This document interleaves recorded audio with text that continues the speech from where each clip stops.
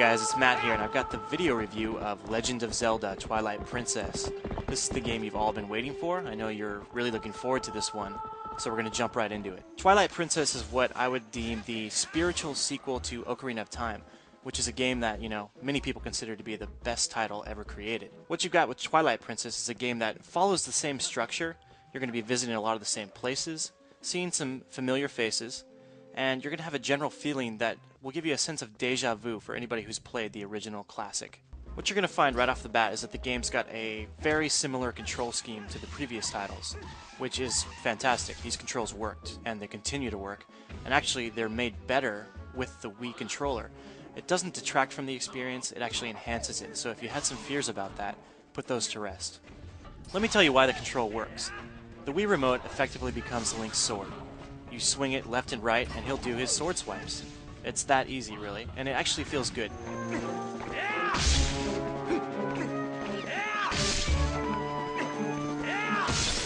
What slashing with the Wii Remote does do, though, is replace the functionality of the buttons. So all of that old functionality you've got, but it's just mapped to the Wii Remote now. You're not gaining any new abilities, but you're not losing anything either, and it feels great. Actually, the more you play it, say 10-15 hours in especially, once you've got everything down, it feels very satisfying to swing the Wii Remote. I would not go back to the GameCube version.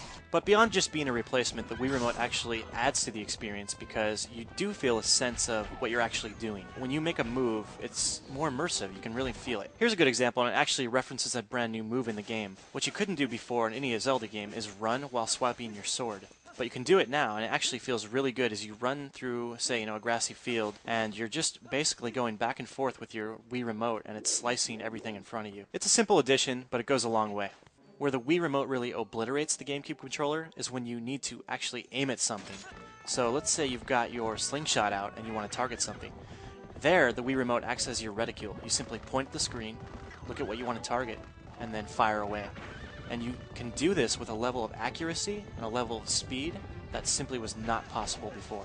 And what's great is that you can actually do all of this while you're riding on top of Epona too. We've all been playing with the traditional control scheme for so long, so I can understand why you'd be skeptical of something so totally new. But give this a try, really, you're going to like it. After you play it with just a few minutes, it comes together, it feels very natural, and you will not want to go back. Beyond the new Wii controls, there is of course a lot to this new game. Let's talk about sheer scope for a second, and I'm just going to throw some numbers at you. These might not be accurate, but this is what I came up with when I played. We're talking a 50 to 70 hour game, depending on whether or not you go into all the side quests, if you check out fishing, if you go to any of the day-to-day activities that sort of make this a living, breathing world. Hyrule is humongous, and you can go all around it. You're not limited in any way. You can go on foot, you can take Epona, or you can go in wolf form. Beyond that, you can also warp at any time, which saves an incredible amount of time. Well, we can't show you in video because it would take forever. That's how long it takes to walk from one end to the other. But rest assured, you've never come close to seeing a Zelda game this big before. Hyrule Field is immense. It's going to take you forever just to walk around it. And on top of that, you've got villages to explore. You have a whopping almost 10 temples. And beyond everything else, you've got places that, are not going to affect at all your day-to-day game, but you can go there just to have fun.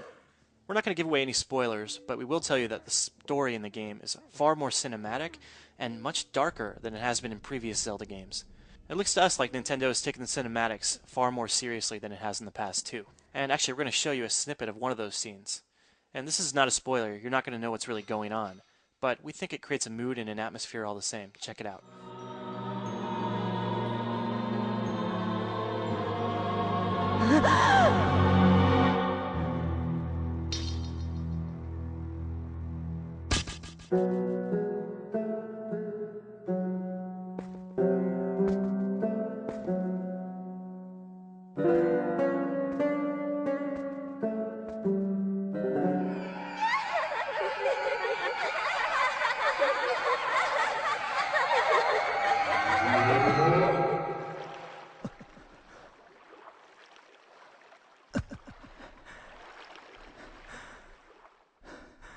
I find myself much more engaged, much more engrossed in the storyline because the presentation is much better. Getting back to how the game plays and how much it offers in terms of temples, we're going to give you a few examples here. The puzzles will definitely feel very familiar to anybody who's played Zelda. They do to me. Don't get me wrong, if you've played any Zelda game before, some of these puzzles are going to seem familiar. That said, they're still very complex, they're challenging, and they're clever. And what's great is that a lot of them make use of devices and objects and items and weapons that you get throughout the game. And in traditional Zelda or even Metroid form, you'll come to a place where you might not be able to do anything the first time. You get a new weapon, you come back there, and all of a sudden you can advance. The temples themselves do have a very Ocarina of Time feel to them, so you will have a lava world, you will have a snow world, you'll have the forest temple, you'll have all of those. But as you advance through the game, you're going to see Twilight temples, and you're also going to see brand new stuff that is completely new to this franchise, stuff that's really out there. So it's both nostalgic and completely new. Of course, at the end of each of these temples, you're going to find your traditional bosses, and these do not disappoint. They are big, they're varied, and they're creepy. One complaint I do have about the bosses, however, is that I think they're a little too easy. I would often find that having bested a boss, my life force would be at full count. In other words, while the technique to beating these bosses is still fun and engaging, they're not so challenging. I think it's important to remember here that Zelda Twilight Princess is really a GameCube title that's been ported over to Wii. That said, it is one of the prettiest titles to hit Nintendo's new system, it really is, and it's really varied and exceptionally complex. Whether you're riding Epona through Hyrule Field or mingling with the people of Castletown, it feels like a living, breathing world. The scope of the landscapes are immense too. Anywhere you can look, you can ride to. And oftentimes you'll see some temples you haven't been to looming in the distance. While Hyrule itself is pretty impressive, you've also got the Twilight world, which is sort of the alter ego to Hyrule. And this world here is very bloom effect filled. It's got particle effects flowing all over the place. It's got a very surreal, different, original look. It's very pleasing. It's very unlike Metroid's Dark Aether world, which I found to be a bit boring. Also, only on Wii will you get Zelda running both in progressive scan and 16:9 mode. It only runs in Pro Scan on GameCube, not 16:9. That noted, not everything in the game is beautiful. As I said, this is a GameCube title ported over, and that does show too. You do see some technical shortcomings here, including low-poly characters and environments, generally speaking. And Nintendo isn't really concerning itself with high-resolution, sort of crisp textures. As a result, especially during cinematics where the camera is framed up close, you'll be able to see some very blurry background objects. Even so, this is a pretty game. Nintendo has done a lot with the art here. The characters are interesting, and it all comes together for a pretty visceral package.